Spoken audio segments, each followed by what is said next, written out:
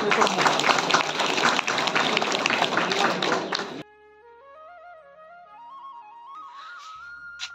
Good morning guys, so welcome to my new blog. मैं जा रहा हूँ कोटदार।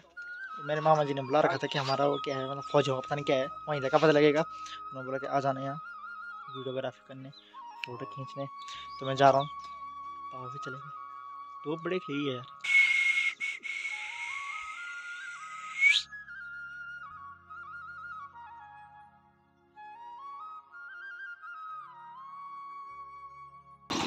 सो गाइस, मैं आ रखा हूँ, मामा जी ने बुला रखा था। उनका असम राइफल का जो रिटायरमेंट का उनका फंक्शन है, तब जाते हैं आगे, देखते हैं क्या क्या है।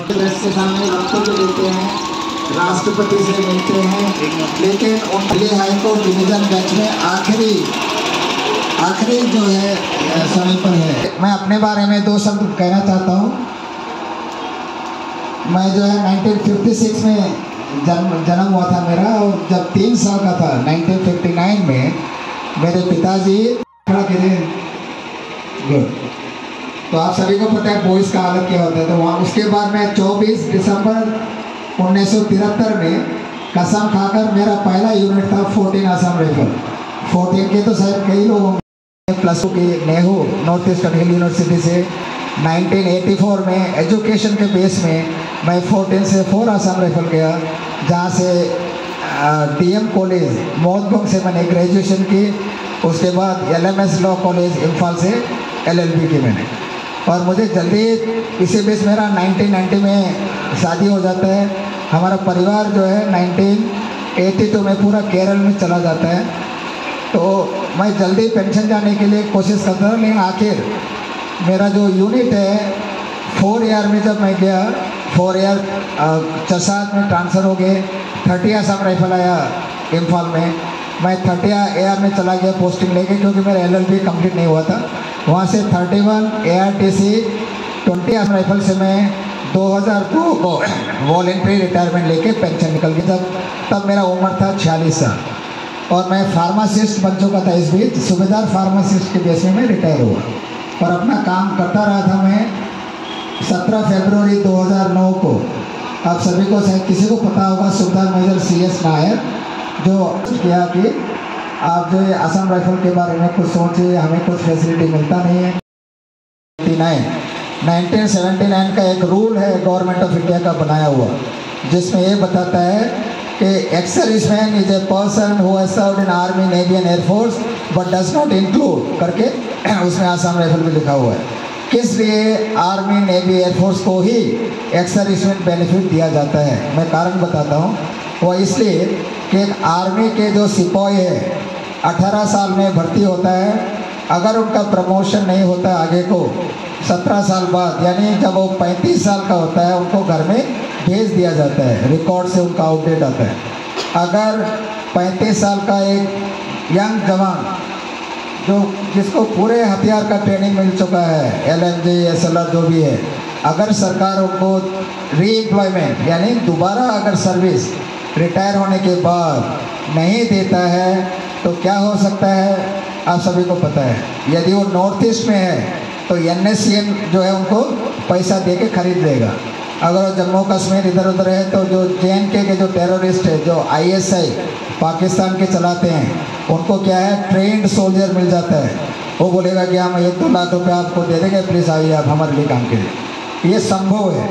इसीलिए मिनिस्ट्री ऑफ डिफेंस में एक रीसेटलमेंट डायरेक्टरेट होता है।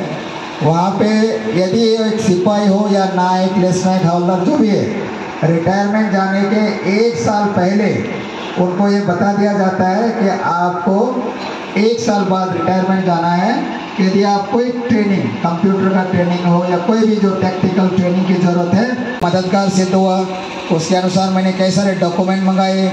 CSD के जो पॉलिसी लेटर होता है, आर्मी ऑर्डर 2006, उसको मंगाया मैंने। उसमें लिखा है कि केवल 5 साल कंटिन्यू सर्विस करने के बाद जो डिस्चार्ज या पेंशन होना कोई ज़रूरी नहीं, उनको CSD मिलता है। लेकिन मैंने जब आर्मी चीफ को लेटर लिखा, मुझे जवाब मिला कि असम राइफल गैजेट नोटिफिकेशन यानी कि एक्स सर्विसमैन नहीं है, इसलिए CSD आपको मिलेगा नहीं। तो मुझे DGR से भी, जैसे आपको पता है, वहाँ एक RSA करके है, मेमोरेंडम ऑफ एसोसिएशन बायलॉ वगैरह तैयार किया। फिर मैंने ऑफिसर को ढूंढा, क्योंकि हमारा ऑब्जेक्ट ECHS मिलने के बाद था ड्यूल कंट्रोल को हटा के वो सारी फैसिलिटी जो इंडियन आर्मी को मिलती है वो हमें मिलना चाहिए। तो ये जो है मैंने ऑब्जेक्ट रखा था इसको। तो सामने आर्मी के सीनियर अफसर का होना बहुत ज़रूरी था। तो मैंने नेट में सर्च किया लेफ्टिनेंट जनरल, मेजर जनरल के एड्रेस वगैरह, तो मुझे जनरल सुशील कुमार जो हमारा पहला DGR था उनका पता मिला, अभी भी जिंदा है करके पता चला, और गोरखा रेजिमेंट के कॉलोनल ऑफ द रेजिमेंट थे वो। इसी बीच हमारे वारंट ऑफिसर रामपत जो हरियाणा से आते हैं उनको मैंने सेक्रेटरी बनाया था एसोसिएशन का, और दिल्ली में उनका घर है, उनको मैंने बनाया था लाइजन ऑफिस। और जो भी सीनियर अफसर को मैं नंबर लेता था मैं नेट से रामपत को भेज के बोलता था कि आप जाकर इनसे मिलिए। कई जनरलों से मिले, किसी ने बोला कि मैं आसाम राइफल में सर्विस नहीं किया हूँ। ऐसा करते करते जनरल सुशील कुमार के घर गया हो, तो मुझे एक कॉल मिला जिसमें नाम नहीं था, मैंने सेव नहीं किया था। तो जनरल सुशील कुमार सर का फ़ोन था। क्या था हमारे बारे में, क्या क्या तकलीफ होता है, कहाँ काम करते हैं हम, हमें क्या मिलना चाहिए जो नहीं मिल रहा है। तो आप जो है बिल्कुल लोग आपकी और देख रहे हैं, नया सरकार आया है, आप इसमें मदद करेंगे करके मैंने चिट्ठी भेजा, लेकिन उसका कोई फ़ायदा नहीं हुआ। तो ये सब जो है मैं कार्निक साहब को भेजते हैं तो काफ़ी खुश होता है, बोलता है नायर साहब मैं तैयार हूँ किसी भी रोल में, कोई भी आसाम राइफल का वेलफेयर देखने के लिए। उससे पहले 11 आसाम राइफल के CEO थे, तो वो इम्फाल में गया हुआ था 2015 में। 11 AR के हैं कोई इधर? ओके, तो इम्फाल में 11 AR में जाते हैं तो कंडीशन जो है सेम है। देखिए, जब सुशील कुमार सर हमारा DG हुआ करता था, रिप्लाई मिलता है DGR से, एक बेवकूफ़ की तरह जो है रिप्लाई लिखा हुआ, बोलता है कि हमारा एसोसिएशन ऑलरेडी है RSR, जैसा आपको पता है, जैसे गुसाई साहब चलाते थे, देहरादून में भी है, शायद कोटद्वार में भी है, 2-4 भारत के विभिन्न जगहों में है। और सही बोलूँ तो ये अनलॉफुल है। जो आप लोग बैठा हुआ यहाँ पे, जब सर्विस में थे हमसे पैसे लेते थे लोग, केवल हमारे पैसे को के बल पर करोड़ों रुपया कलेक्ट होता है रख के। जब DG लोग आते हैं पिकनिक मनाने के लिए, वेलफेयर कर रहे हैं करके घूमते हैं इधर उधर, नेपाल भी जाते हैं, किसके पैसे पर? हमारे पैसे पर। तो क्या वो वेलफेयर हुआ? आप लोग बताइए, जोर से बोलो। वो कोई वेलफेयर नहीं होता है, वो RSR। वेलफेयर करने वाले कौन है? आरेवा ऑल इंडिया, जो आप सब इधर बैठे हुए हैं, जो सदस्य यहाँ पे खड़े हैं, हम लोग, हमारा है। नहीं तो 1978 में बना था वो लोग RSR, पूरा हमारा पैसा जमा करके। जब ये जितने DG से मैंने बात किया DGR में, अभी जो DG है नायर है, लेफ्टिनेंट जनरल, सभी ने बोला सर्विस में थे, रिटायरमेंट थे। मेरे को मैसेज आता था, बोलता कि सर आप भी नायर है, वो भी नायर है, अभी कंप्लीट अभी हो जाएगा बात। तो एक्चुअली मुझे खुशी हुआ था कि उनका फ़ोन आया जब मेरा मिसेस का डेथ हुआ था, करीब ये अगस्त 5, 2021 को। वो मतलब वो गया था, मेरे को छोड़ के चले गए थे। उस वक्त अक्टूबर के टाइम मेरे को एक फ़ोन आया शिलोंग से, बोला कि मैं ADC to DGR बोल रहा हूँ, DG साहब आपसे बात करना चाहते हैं। तो PC ने, लेफ्टिनेंट जनरल, मेरे से बात किया, मेरे बारे में पूछा। तो मैंने ऐसा मेरा हादसा के बारे में बताया, बहुत दुख है साहब, मैं जो है आपसे मिलना चाहता हूँ, मैं अडूर में आ रहा हूँ दिसंबर में, आपका जितना भी वीडियो है, जो भी लेटर करस्पॉन्डेंस कर रखे मुझे भेजिए, ये है मेरा WhatsApp नंबर, मैं स्टडी करूँगा और आप आके मिलूँगा। तो मैं सोचा यार ये तो बहुत पॉजिटिव है, नज़र आता है। तो मैंने भी खुशी जाहिर की और काफ़ी मैंने तैयारी की उसका। 10 तो मैंने फाइल बनाया। जैसे आप सभी को पता है, जो भी मैं कार्य करता हूँ बिल्कुल सिस्टमेटिकली से करता हूँ। और जो 4 सेंट्रल पे कमीशन में जो हमको डिस्पैरिटी हुआ था, वो मैंने पूरा स्टडी किया। 10 फाइल बनाया था मैंने, CSD का जो ECHS है, और जो ड्यूल कमांड है, कोर्ट का जो केस चल रहा है, पे कमीशन का डिस्पैरिटी, और स्टेट गवर्नमेंट जो केरला गवर्नमेंट से जो है मैंने काफ़ी स्टडी वो करके हमें कुछ फैसिलिटी दिया था उन्होंने, जो अदर स्टेट भी देना चाहिए, जो अभी तक चल ही रहा है। तो ये सब जो है मैंने तैयार करके रखा। तो मैंने जनरल साहब को बताया कि आप अडूर में तो काफ़ी भीड़ होगा, काफ़ी लोग आएंगे, तो आप जो सुपर एन्यूएशन जो 60 साल नौकरी करके जो पेंशन आया है, जरा हाथ खड़ा कीजिए। तो बहुत ही कम है, देखिए, है कि नहीं? ज़्यादा से ज़्यादा मैं थोड़ा 15, 16, 17 मैं कोर्ट को देने के लिए एक स्टैटिस्टिक्स लिया था DGR से, जितने जो पेंशनर हैं 2015, 16, 17 टोटल किया, परसेंटेज निकाला तो पता चला 85% 100 में 85 लोग जो है वॉलेंट्री जाते हैं 20 साल करके। तो ये कहना कि असम राइफल CCS रूल में है 60 साल तक नौकरी कर सकते हैं, इनको ये देना चाहिए, गलत है। देखिए, तो आप सभी को भी पता है और हम कोर्ट को भी बता रहे हैं, सब बता चुका है। तो ये बोला इसने, किसने, अपना सचदेव ने। तो सचदेव सोचे सुबेदार एक छोटा सा इंसान बैठ के मेरे को ऐसा मुंह लगा रहा है मन में। जो भारत और पाकिस्तान जब बंटवारा हुआ था 1948 में, पाकिस्तान की आर्मी इंडिया पर अटैक किया था। तो भारत सरकार ने जम्मू कश्मीर के जो यंग बच्चे थे 18 साल से ऊपर, उनको फौज में भर्ती किया, ट्रेनिंग दिया आर्मी का, और उनको नाम रखा गया जम्मू कश्मीर मिलिशिया। उसको जो है ड्यूअल कंट्रोल में रखा गया, जैसे असम राइफल आज भी है ड्यूअल कंट्रोल में। उसके बाद जो है उन्होंने 65 की लड़ाई लड़ी, 71 की लड़ी, 62 की लड़ाई लड़ी। तो 1971 में उनका कमांडर हुआ करता था ब्रिगेडियर लेखराज पोवार। वह जो है काफ़ी ईमानदार व्यक्ति थे। ऑफिसरों का जो ट्रेनिंग होता है IMA में जो ट्रेनिंग होता है जो देहरादून में है, उसके अंदर दीवार में एक चीज़ बहुत ही सुनहरा शब्द लिखा हुआ है जो हर ऑफिसर के लिए लागू होता है, लेकिन कई सारे उसको फॉलो नहीं करते हैं। बिल्कुल ही कम ऑफिसर फॉलो करते हैं, जिनमें से एक लेखराज पोवार। वो क्या लिखा हुआ है आप सब लोग को जानना चाहता है क्या? ओके, आप तो इधर ही है, जाके देख भी सकते हैं। मैं तो त्रिवेंद्रम का हूँ।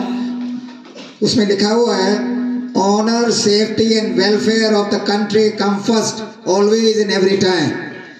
Honour, safety and welfare of the man you command come next, and your own ease, comfort and welfare come last always in every time. इसका हिंदी में अनुवाद ये हुआ कि जब तुम ऑफिसर बन के जाओगे IMA छोड़ के, देश का जो गौरव है, देश की सुरक्षा, वो तुम्हारा पहला कर्तव्य होगा।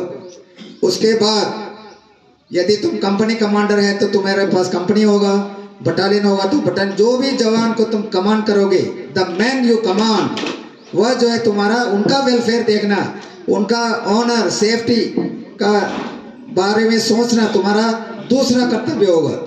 तुम्हारा your own ease, comfort and welfare come last always and every time.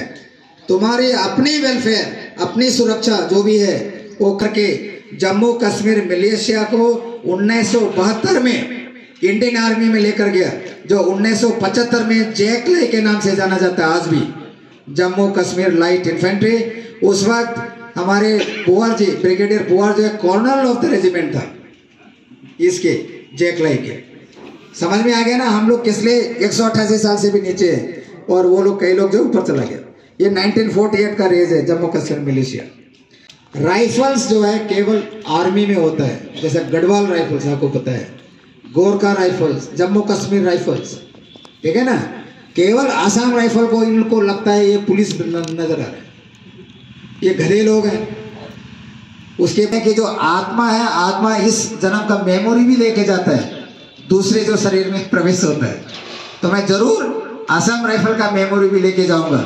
यदि दूसरे शरीर में मैं प्रवेश होऊंगा, थोड़ा जब जवान होते समय देखूंगा कि सारा ड्यूअल कंट्रोल तक गया नहीं, तो फिर वहां भी आ रहे हो ऑल इंडिया उत्पन्न होगा, या तो आप लोग जो चला रहा होगा तो उसका आर्मी सोल्जर से, और हमारा तनख्वाह तो आप लोगों को पता ही कितना कम है। तो ये सब कोर्ट जो है के सामने एक जजमेंट मिलेगा, आर्मी की सारे बेनिफिट हमको मिलना चाहिए। खुश है कि नहीं है सभी लोग? जोर से बोलो। ये मिलेगा, ये पॉजिटिव साइड में जाना है आप लोग। कभी भी जो है डिले हो सकता है, अभी होगा क्या अगर जजमेंट हो जाता है, वो तो जुडिशरी जो है हमको हेल्प करेगा, जजमेंट आ जाएगा जुलाई अगस्त जो भी है। अब हम इनको बताएंगे, मोदी जी या अमित शाह जी को, जुलाई अगस्त में जजमेंट भी आ गया, तब बोलेंगे सर हमारा एक कर दो काम। तो एक तोहफे की तरह जो है, जो जनरल इलेक्शन होगा, इतना जो 1 करोड़ वोट जो है मैं प्रॉमिस करता हूँ आपके थैली में चला जाएगा, है कि नहीं? यह कार्य करना है, करेंगे या नहीं आप लोग? ये जो देखिए अनआर्म्ड बैटल है, ये हम सब सोल्जर्स हैं, सर्विस के दरमियान हम हथियार लेके युद्ध करते थे। अब कंट्रोल भी जाएगा, और जो भी आर्मी का बेनिफिट मिल रहा है सिपाही से लेकर जनरल तक, असम राइफल के आदमी को भी मिलेगा। इतना ही कहते हुए thank you very much, good bye.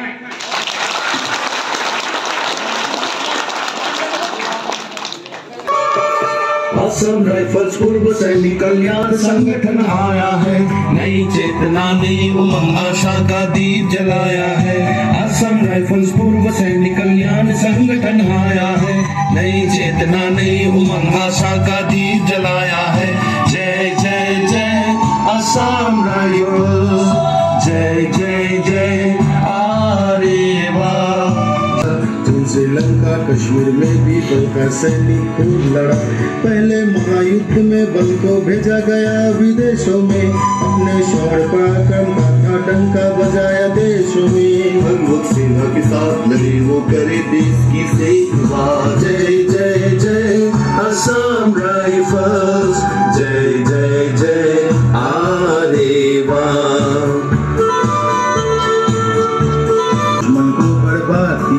रक्षा के मंत्रालय मिलकर दोनों इसे का मान करे, रक्षा के मंत्रालय मिलकर दोनों इसे का मान करे। काम असम राइफल्स, जय जय जय असम राइफल्स, जय जय जय आरे वाह।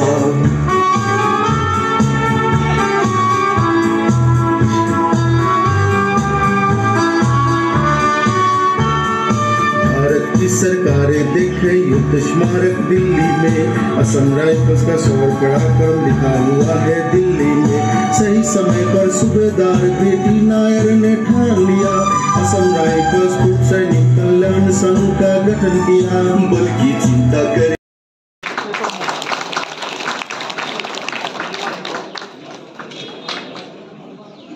श्रीमती बीना देवी,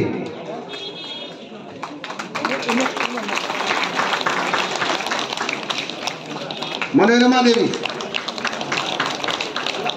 प्रभा देवी,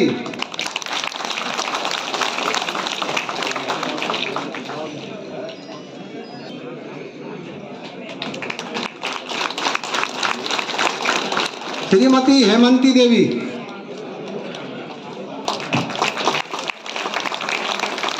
श्रीमती तनुजा देवी,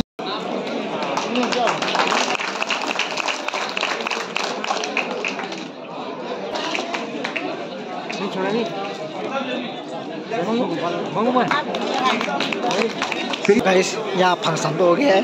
उफ, हम तो आर्मी में नहीं है लेकिन आए, अच्छा लगा। हमारे बाकी में नहीं है, पर जो थे असम राइफल के जो भी मतलब मैं जानता कौन किया क्या थे। मामा जी ने बुलाया था कि भाई वीडियो बनाने के लिए आता ना, तो मैं आया, उनकी बना दी। तो अब मैंने जगह है घर, देखते हैं गाइस। आ गए मैं वहाँ से, मामा जी ने बुला रखा था, उनका था असम राइफल पूर्व सैनिक, पता नहीं ऐसी कुछ प्रोग्राम था, उनका फंक्शन था। तो देर में तो मैं पहुँचे ही पहले, शुरू हो चुका था। मैं गाड़ी लेट गया, रोड टूट रखी थी, तो दूसरे साइड से गए हम, ऐसा होके डुगड्डा होके, तो देर हो गया। तब बुलाया मामा जी ने मुझे, जाना पहचान मैंने वहाँ लोगों की नॉर्मल वीडियो बनाई मैंने।